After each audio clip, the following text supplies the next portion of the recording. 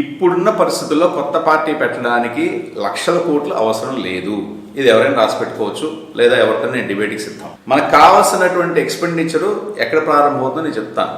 Party registration చేసుకోవడం కోసం మీలో సాఫ్ట్వేర్ ఇంజనీర్లు ఉండి మీకు సాంకేతిక పరిజ్ఞానం బ్రహ్మాండంగా ఉన్నట్లయితే ఆన్లైన్లో రిజిస్ట్రేషన్ చేసుకోవడానికి 20,000 30,000 ఖర్చు అవుతుంది.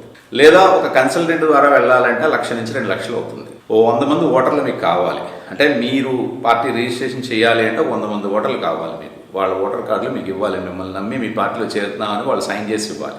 ఇది స్టార్టింగ్. ఇప్పుడు నుంచి తీసుకుంటే 4 ఏళ్ల కాలం, 2029లో మళ్ళీ ఎన్నికలు వస్తాయి.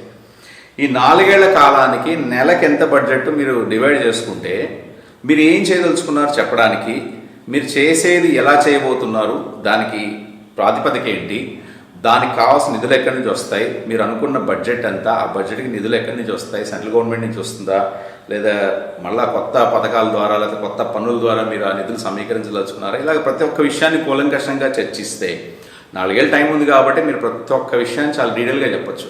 ప్రజలు దాంట్లో కావాల్సింది తీసుకుంటారు, మీతో వదిలేస్తారు. సో ఇలా చెప్పడానికి ఎవరికి కూడా ఆలోచన రావట్లేదు, సమయం కుదరట్లేదు. 24 అవర్స్ ఉన్న నాయకుల్ని తిట్టడమే. మీరు 100 సార్లు చంద్రబాబు నాయుడు తిట్టినా, 100 సార్లు జగన్మోహన్ రెడ్డి తిట్టినా వాళ్ళకి వెంట్రుకు కూడా ఉండదు. వాళ్ళిద్దరు తిట్టుకుంటారు కదా రోజు. జగన్ ఎంత మేర అవినీతి జరిగిందని చంద్రబాబు నాయుడు గణాంకాలతో సహా చెప్తుంటారు. చంద్రబాబు నాయుడు గారు ఎంత అవినీతి చేశాడు, వాళ్ళ అబ్బాయి ఎంత అవినీతి చేశాడు, పవన్ కళ్యాణ్ ఎంత అవినీతి చేశాడు అనేది జగన్మోహన్ రెడ్డి పార్టీ వాళ్ళు గణాంకాలతో సహా, స్టాటిస్టిక్స్, ఇంకా చాలా సందర్భాల్లో అకౌంట్ నంబర్లు, లారీ నంబర్లు, కొరియర్ నంబర్లతో సహా చెప్తుంటారు వాళ్ళు. ఇక కింది స్థాయి వర్గానికి వస్తాయి అంటే అంబటి, రోజా, రామానాయుడు, నిమ్మల రామానాయుడు, తర్వాత రేపల్లె ఆయన అనగాని సత్యప్రసాద్, ఈ లెవెల్ కందులు దుర్గేష్, బుచ్చే చౌదరి గారు, ఈ వర్గానికి వస్తే వాళ్ళల్లో వాళ్ళు చెప్పేసుకుంటుంటారు.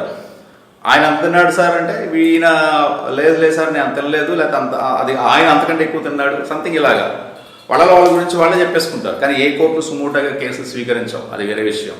సో వీళ్ళందరినీ ఇలాగ భరిస్తూ వాళ్ళు చెప్పేది అదొక పురాణంలాగా మనం వింటూ అలాగా ఈయన మంచివాడు, ఈయన మంచి చెడ్డ ఏంటండి బాబు, there are set of rules. మహానుభావుడు అంబేద్కర్ మనకు రాజ్యాంగం రాసిచ్చాడు, ఇలా నడుచుకొని చాలు అని చెప్పి. దానికి మళ్ళీ వీళ్ళు ఇలా ఉన్నారు, వాళ్ళు ఇలా ఉన్నారు, ఇలా చేశారట, అలా ఇంత అవసరం లేదు. మన ఇంట్లో పనిచేసే మనిషి, మన కార్ డ్రైవరు, లేకపోతే మన సంస్థల్లో పనిచేసే ఉద్యోగులు ఎలాంటి వాళ్ళు, ప్రభుత్వంలో ఉన్నటువంటి వాళ్ళు కూడా అలాంటి వాళ్ళే.